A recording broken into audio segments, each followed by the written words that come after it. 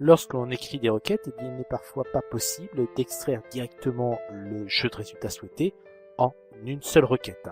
Même si on peut cumuler les instructions select à l'aide des opérateurs ensemblistes, que sont l'union, l'intersection et la différence, on ne peut pas toujours faire ça en une seule requête, donc il faut parfois passer par des étapes intermédiaires. Lorsqu'on réalise ces étapes intermédiaires, eh bien, on va devoir stocker le jeu de résultats de façon définitive ou de façon temporaire. Donc SQL Server permet les deux instructions. La première possibilité, eh bien, on va regarder tout d'abord de façon définitive. Pour stocker le jeu de résultats de façon définitive, eh bien, il faut se dire, ce jeu de résultats, on va le stocker dans une table. Pour cela, on va écrire notre instruction select de façon tout à fait classique, c'est-à-dire je débute par clause from client, ici, donc mes informations proviennent de la table du client, ou Herville égale Nantes, je fais une restriction en disant je ne conserve que ceux qui habitent dans la ville de Nantes. Puis l'instruction select, eh bien je vais afficher le numéro, le nom, le prénom. Et cette fois-ci, cette instruction select est complétée par une clause into en disant attention, eh bien je veux que ces informations se rendent directement dans une table qui va se nommer cleanant. Alors on peut aller vérifier, on est ici sur la base GSCOM, on va passer par l'explorateur d'objets au niveau des tables, voilà, on va actualiser la vue, et on se rend bien compte que pour l'instant, eh bien cette table cleanant n'existe pas. Je vais donc exécuter la requête. Voilà, 2 lignes infectées. Je peux actualiser maintenant ma vue. Eh bien, j'ai une table qui est ici, qui est apparue, qui est la table cleanante. Et bien sûr, je peux afficher les informations qui sont stockées dans cette table.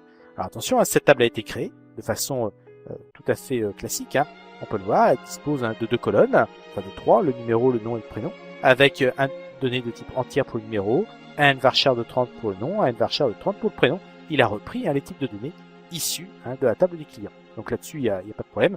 Par contre, cette table est créée sans aucune clé, ni bien sûr contrainte d'intégrité. Donc ça permet de stocker le résultat. Maintenant, si on se déconnecte de Management Studio, si on se reconnecte un peu plus tard, eh bien on va retrouver de nouveau cette table client telle qu'elle est valorisée. Attention, si on réexécute cette select, voilà, il va nous renvoyer une erreur. Pourquoi? Pour nous dire, eh bien attention, on me demande de créer la table cliente, puis de remplir les informations à l'aide de ce qui est retourné par l'instruction select. Eh bien, ce n'est pas possible, non pas parce que mon select ne retourne rien, mais parce que cette table cliente existe déjà. Donc, si on veut pouvoir réexécuter la requête correctement, eh bien, on va devoir tout d'abord supprimer la table cliente. Voilà. On va exécuter simplement cette instruction. On peut maintenant l'effacer et maintenant on peut de nouveau exécuter la requête, puis de nouveau afficher le résultat. Par contre, le résultat, on peut l'afficher autant de fois que l'on souhaite. L'autre possibilité consiste à utiliser ce que l'on nomme des tables temporaires. Donc une table temporaire, elle est préfixée par le symbole dièse ou le symbole double dièse. On va commencer par expliquer lorsqu'elle est préfixée par le symbole double dièse. Lorsqu'elle est préfixée par le symbole double dièse, on parle table temporaire globale. On va présenter ça. Donc pour l'instant, on a une instruction select qui, exactement comme tout à l'heure, au lieu d'afficher le résultat d'information, va stocker ce résultat dans une table temporaire globale. Cette table temporaire globale se nommant dièse dièse ART commande. On va pouvoir afficher le résultat de cette table. Voilà, on a 24 lignes, mais on va pouvoir également ouvrir une nouvelle requête et puis afficher le résultat de cette table. Ça marche sans aucune difficulté.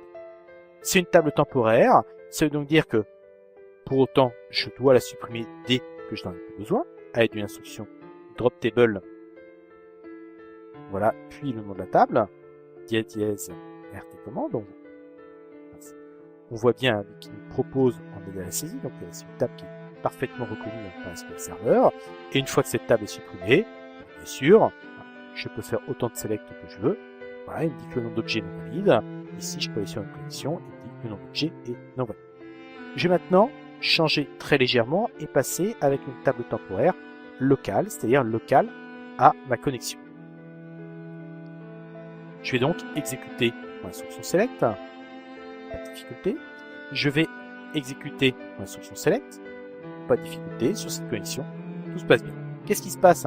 Si je vais sur une autre fenêtre de requête directement dans Management Studio, d'accord? Eh bien, là, il me dit attention, cette table temporaire locale n'existe pas par rapport à cette connexion. En effet, hein, si on regarde cette connexion, uniquement cette requête, eh bien, on se rend compte, là, en bas, eh bien, qu'on est Aravis Jérôme, entre parenthèses 55, on est, on va dire, la connexion identifiée par l'ID 55. Alors que sur mon autre requête, ici, eh bien, je suis identifié par l'ID 54. J'ai donc deux connexions à SQL Server avec le même utilisateur, mais sur deux connexions séparées.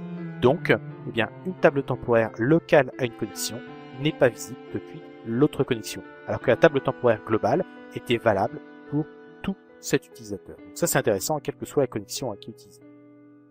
Donc, on va quand même supprimer nos tables temporaires. Hein. C'est toujours un bon réflexe de se dire, même si c'est une table temporaire, dès que je n'en ai plus besoin, eh bien, je la supprime. Pourquoi? Parce que si je crée une table temporaire, j'affiche son résultat. On va l'afficher ici. Voilà, j'ai utilisé, je suis content. Si je ne la supprime pas, si un petit peu plus tard, avant de mettre déconnecté, reconnecté, eh bien, je dois de nouveau réexécuter le même script pour recréer cette table temporaire, et bien, cette fois-ci, je tombe sur une erreur qui va très certainement bloquer mon script. Donc, on va supprimer cette table temporaire. En plus, ça évite de consommer de l'espace inutilement pour que tout se déroule.